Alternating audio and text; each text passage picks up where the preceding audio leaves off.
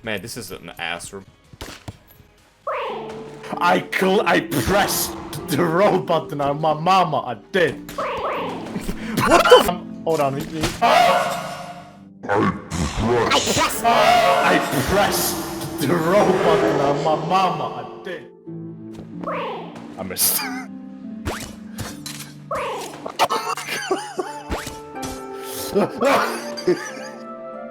I cannot jump to the side. No. Wait a... Hello, fellow Gungeoneers. Did you ever want to be a bullet that can fire a gun shaped like a bullet that fires rotating guns that continue to fire their own individual bullets, but those bullets look like bullets toward a bullet that is holding a gun that shoots regular bullets? Or maybe you'd prefer to push a single button and turn your screen into an optical hazard? Well, I might have just the game for you. Welcome to Enter the Gungeon. Enter the Gungeon is a roguelite bullet hell game developed by Dodge Roll and published by Devolver Digital, where you take on the role of a tourist visiting Detroit, Michigan, armed with nothing but a gun and the hope that you won't die to bullets fired off screen. Normally we answer violence with more violence, but here you don't just fight back. You escalate. Every weapon in this game is more ridiculous than the last stuff, with more pop culture references than the average VTuber's fan list. It is simple. Find weapons and commit mass pacification of the locals. You do this by opening chests, shooting anything that moves to steal their pocket change, which you then use to buy even bigger guns, which are used to kill more enemies, which in return gives you more currency to buy more equipment, thus fueling your carnage. You feel something breathing down your neck. You turn and dodge just in time to avoid a mimic disguised as a wall. You defeat a boss. Finally, some relief. You're out of ammo and only have your wimpy starter pistol left. Let's grab this new one. Wait, did that pedestal just... The Gungeon is ruthless. You either adapt or become another entry in its body count. Now, I know what you might be thinking. No, not that. Is Enter the Gungeon better than Binding of... No, it's not. Don't get me wrong, both are incredible roguelites, but they excel in different ways. One rewards skill expression and mobility, while the other is random and endlessly replayable.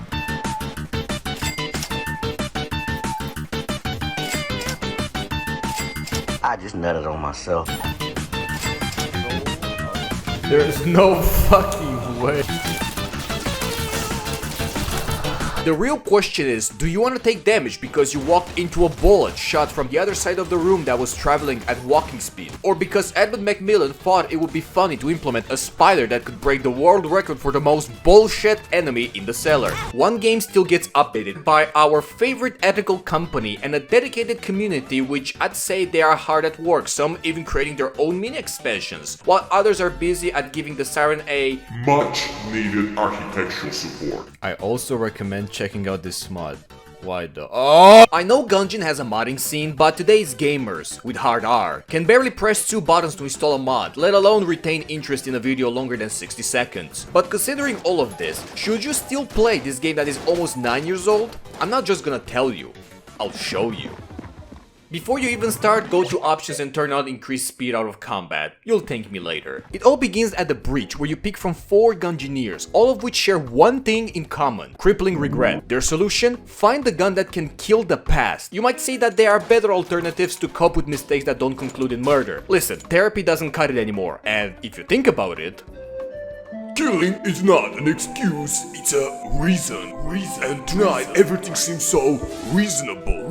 You can unlock 4 more Gungeoneers by progression or special side quests, but for now the breach is empty. Walk up the stairs and prepare to begin your first run. Every time you start, you get only what your Gungeoneer came with, nothing more. And when you die, back to square one. You'll repeat the cycle of dying, gradually improving, or uninstalling the game and leaving a negative review about how unfair and RNG dependent it is. We'll talk about the last part later, but if you are proficient in avoiding your father's belt or actually play the tutorial, you'd know that you possess a technique called dodge rolling. When you dodge roll, you gain a few frames of invincibility at the beginning of the roll, letting you phase through bullets. But once you commit to a roll, there's no turning back. Like, literally, you can't change direction mid-roll, so be careful where you're launching yourself. Oh, no, this room is absolutely... This is how I'm taking damage.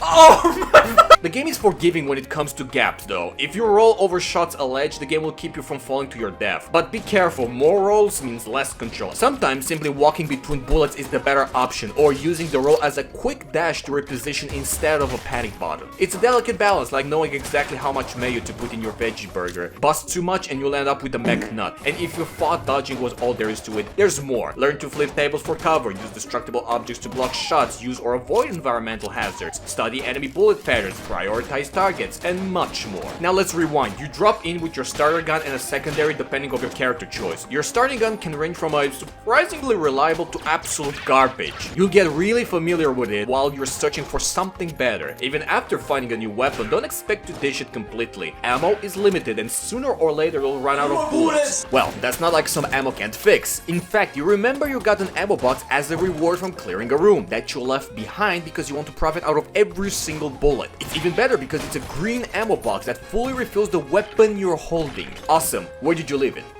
Oh, shit! Oh, yeah, this little shed will steal any armor, ammo, items, and guns that you leave on the floor if you leave the room. I wonder if there's a way to make him stop doing that.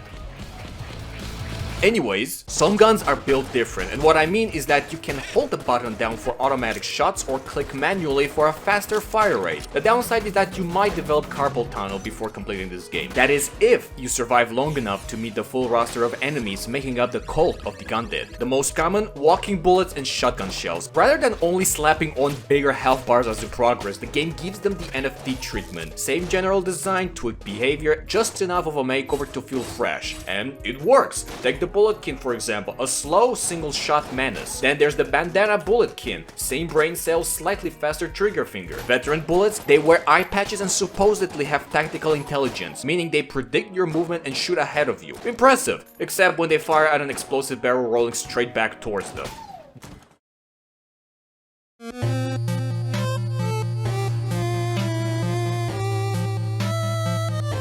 Sometimes my genius is...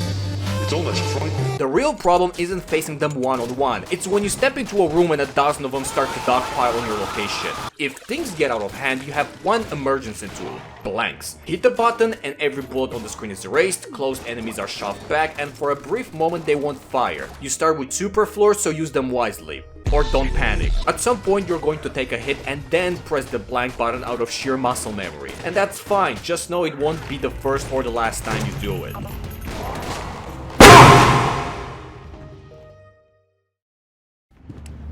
The 12-gauge autoloader, the 45 long slide with laser sighting, phased plasma rifle in the 40-watt range, Uzi 9mm.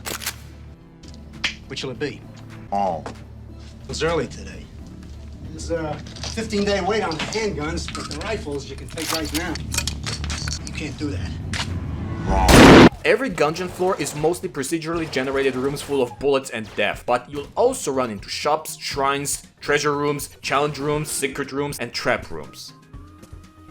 We'll talk about those later. Every floor guarantees at least one shop and 2 treasure chests. The more unique rooms, like the Canadian healthcare clinic, only have a chance to appear. Speaking of secret rooms, there's about a 90% chance one spawns per chamber. You can crack them open using explosives, one of your precious blanks, or by breaking armor, which triggers a blank effect. But finding them? Well, that's another story. You could waste all your non-infinite ammo blasting every wall inside praying for a crack, but why would you do that? Hello, I just found out something about secret rooms while taking a shit. Turns out they tend to spawn next to chests, shop, elevator exits, and dead-end rooms. Also, if you walk into a wall and your character keeps doing the walking animation, there's a secret room behind it. You could hump every wall like you're playing Doom, but secret rooms never hide behind objects like barrels. That being said, you're probably wasting time because most of the time they're not worth it. Especially if it's basic secret room 006 or 007. Now let's talk about trap rooms. Oh, there's a pattern.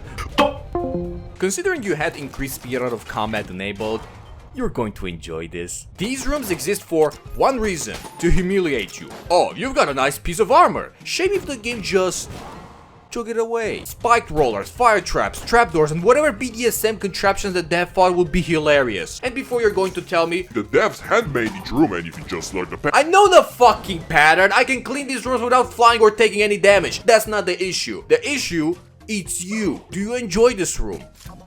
What about this one? think this is the worst it gets? One word. Obligated. You don't want to go through that trap room? Nah, it's fine. Perfectly understandable. It's okay. Do this one instead.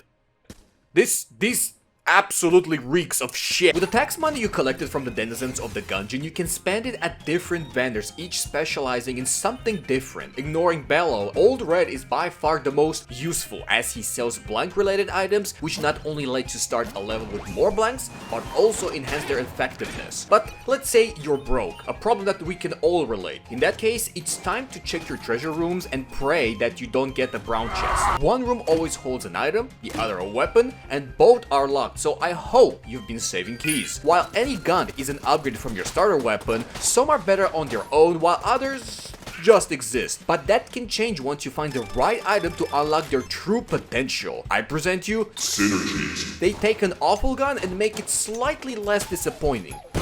Take the Mega Dozer for example. It's a squirt gun that barely does any damage, pushes enemies back and drenches the floor. But if you pair it with the Snowballer, you unlock the Ice Water synergy, making it deal extra damage and freezing enemies. You might think, is that it?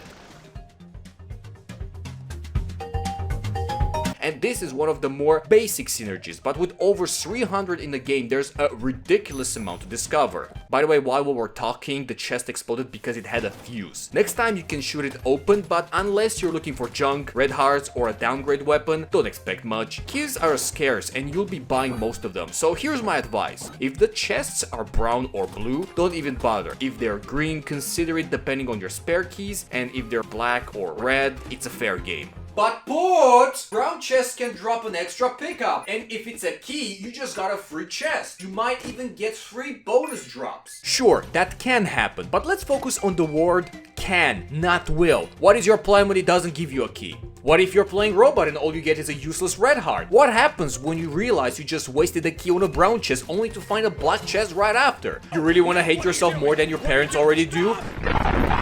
Stop wasting keys. You should save at least 1 key for this type of situation. And trust me when I say you will not be disappointed when opening them. My favorite item in the game is Spice. It's a simple active item which you consume for permanent buffs. Extra health container, slower enemy bullet speed, increased player speed, and the best part, raw unfiltered damage. And the downside? Nothing at all. Even the Ammoconda says so. There's no catch, it's just free power. But this isn't the only item I like. We've got things like Huh? I just used one like a few seconds ago. Can't let it go to waste. Wait, what was that skull? Probably nothing. No downsides, right? My hands are steady. Why won't my bullets listen? No biggie. Just need a little bit more spice to even it out, right? What is happening? No, I can't keep eating it. But it's fine. I've been eating spice all my life. I put it in my sandwiches. Nothing bad ever happened. Probably just the prime I drank earlier. Yeah, that must be it. Yeah, that lead poisoning finally kicking in. But that's fine. I know exactly how I can fix it. More.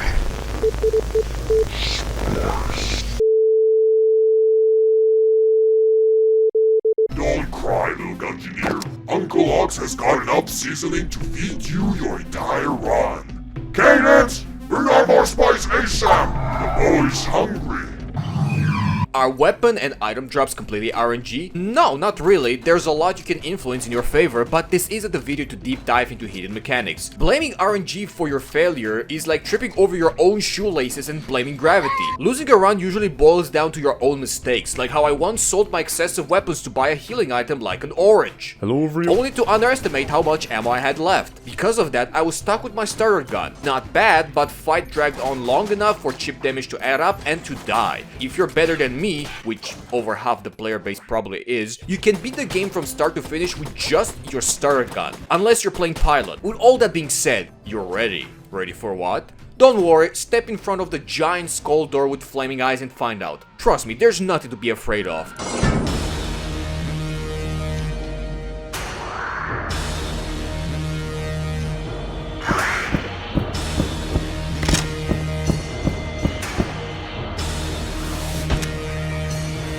Yo! Ah! At the end of every level, a boss fight will put your reflexes, pattern recognition, ammo conservation, and patience to the test. Some are more forgiving than others, and the more you fight them, the better your odds are. Or you could just stumble upon a synergy so busted, like the one I mentioned previously, that it just breaks the AI. Like this one. This boss isn't rolling, it's not even spinning, it's just awkwardly rotating like an overpriced ring from those vintage 80s infomercials. But generally, experience will eventually carry you through. It's just as Sun Tzu once said, in easy bosses, there's fairness. In hard bosses, there's challenge. Of course, we have balance. Then there's Overlord.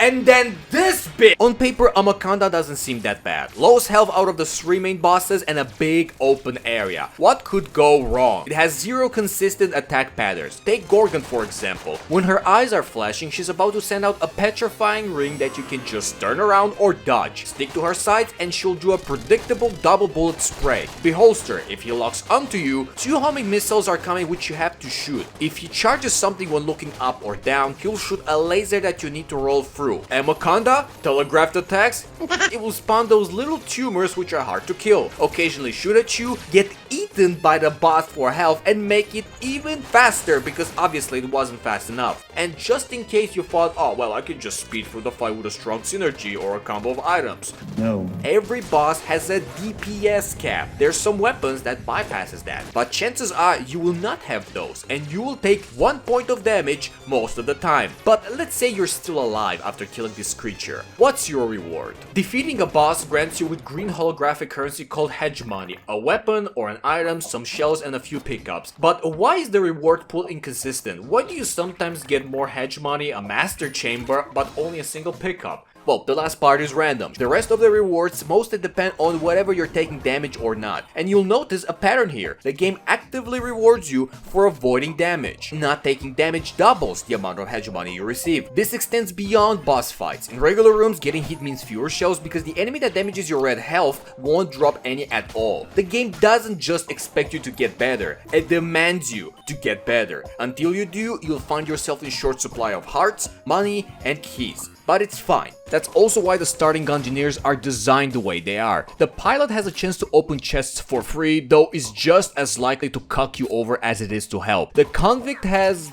decent starting weapons, I guess, and a revenge mechanic that increases your damage after taking hits, which is exactly what you're trying to avoid. The hunter gets a decent crossbow and a dog that sometimes will fund bonus pickups. And whenever that happens, you will have to pet the dog. That is not optional. Pet the fucking dog. But if you're looking for the best shot at clearing the game, the Marine's hands down the strongest choice. His improved accuracy, faster reload speed, and a starter pistol that kinda outclasses every other base weapon makes him the most reliable pick. The others come with gimmicks, but Marine he's just that straightforward. As you play, you'll start making real progress, and at one point you'll push deep enough into the Gungeon and reach the High Dragon for the first time. You'll absolutely get stomped on. But that doesn't stop you. You'll return.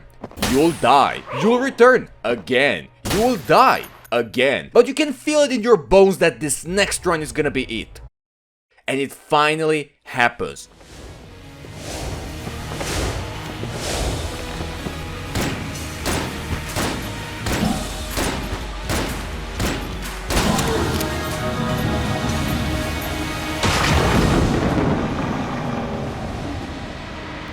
You slay the beast. You pass the fountain of bullets, leap over the aimless void, and approach the grand chest at the end of your journey. You open it. And there it is, the reason you are here, the chance to fix the past. You lift the gun, aim it at yourself, and then...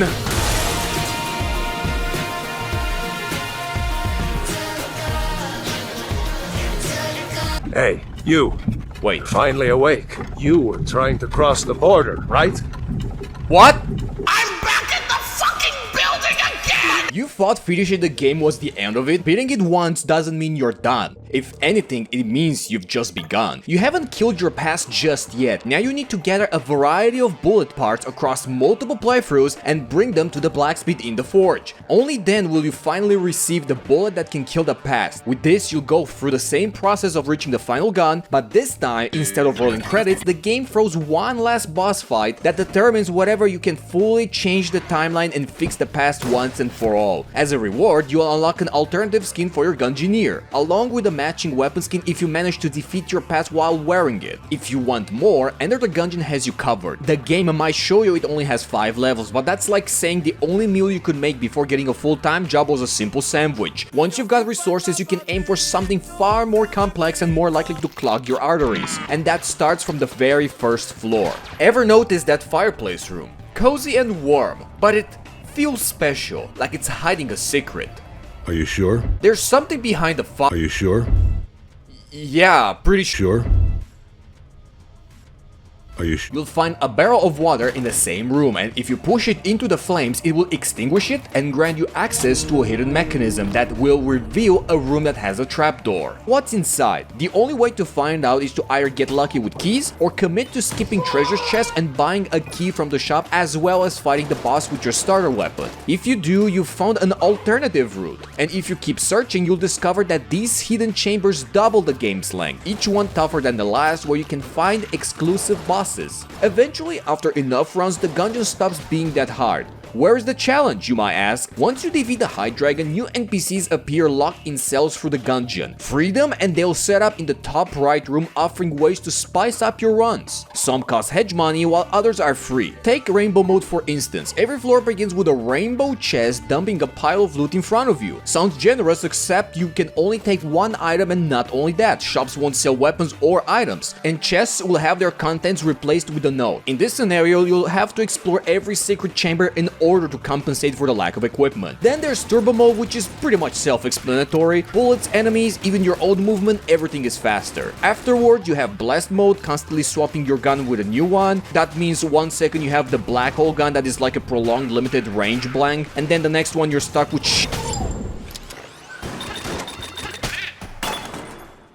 What the fuck? And finally, challenge mode. Every room cycles between 1 to 3 random modifiers. At first, it's manageable until you get hit with a combo of Gold's Revenge, Shockwave, and High Stress at the same time. You thought you were playing Enter the Gungeon, but instead you got drafted into Helldivers against automatons.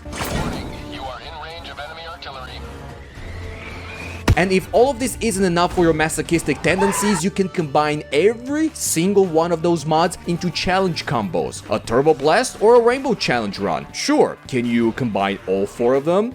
Well, if you feel spoiled out, Zeus, be my guest, I guess. Out of curiosity, I gave that a try, because sometimes you have to just take a small bite out of the proverbial sandwich and see what happens. And if that was my only source of food, I'd rather starve. It was the equivalent of King Cobra's French toast bacon omelette cheeseburger. And if anyone dares to say that it's nothing and I should add double challenge and a curse run, I will show up to your fucking house, tie you to a radiator, handcraft that abomination, and force feed it to you until you lick that plate clean.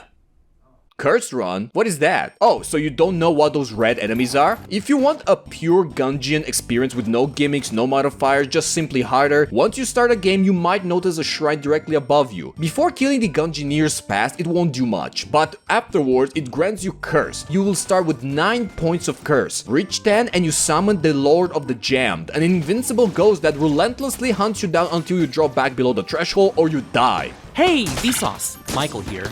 How fast can you run? Curse also has many effects, but the most obvious is that jammed enemies and bosses start appearing. Personally, I think this is one of the most fun ways to play, but why? You're playing Enter the Gungeon. Guns are everywhere, but getting them takes some effort. You'll find them in treasure chests, earn them from bosses or NPCs, or buying them. 2 of those rely on money, and keys aren't always guaranteed unless you buy them from the shop. A curse run isn't just a challenge, it's one of the most consistent ways to stack up cash. Jammed enemies drops a ton of shells, sometimes letting you break 100 on the first floor alone. High Curse has a chance to replace chest and pedestal with mimics, and you know what that actually means? You don't need keys anymore to open them, and pedestals will give you 2 items instead of 1. Just shoot each one with your starter weapon, look for any type of movement, or have your good boy detect them. Another one?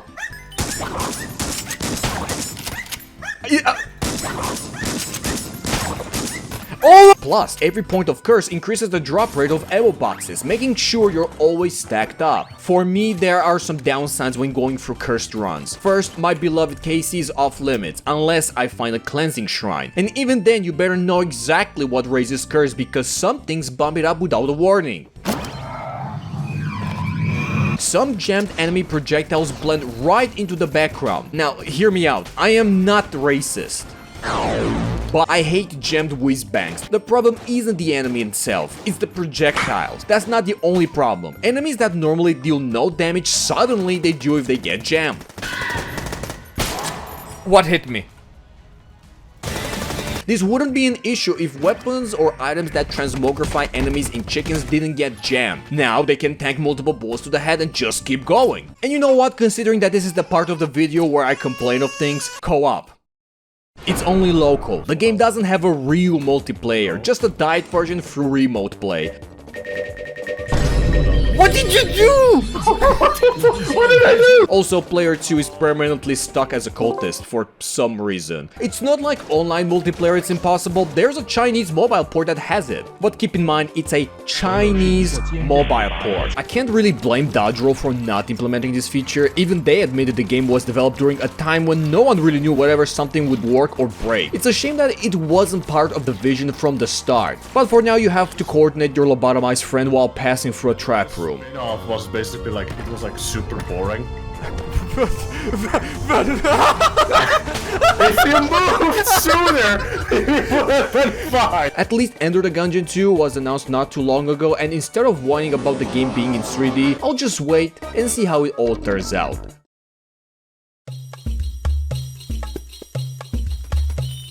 I'm immune to this, I forgot again. What? I can't. Huh? Hello? Hello? Hello? What the What? Well? Oh, okay. That's fine, I guess. Wait, this is the room with the barrel. Watch out for the barrel so he doesn't hit it. I accidentally hit the barrel. You piece of shit! You fucking got. Listen, it's hard to aim with it.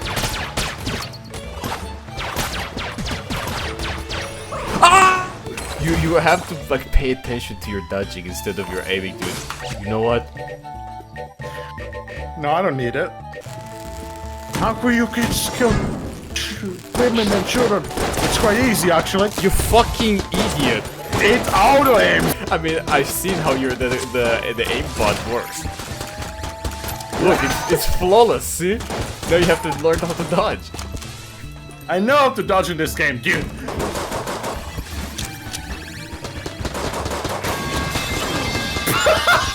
You know what? Fine. Fine. You know how to dodge. It's understandable. Okay. Oh my god, the lag.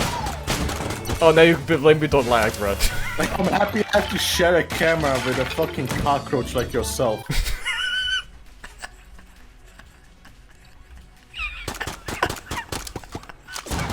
The cursor is saying I'm looking right at you. Enter the Gungeon is tough. At first, you might be scared away by the sheer volume of bullets, but once you improve and hit that perfect run, it feels great.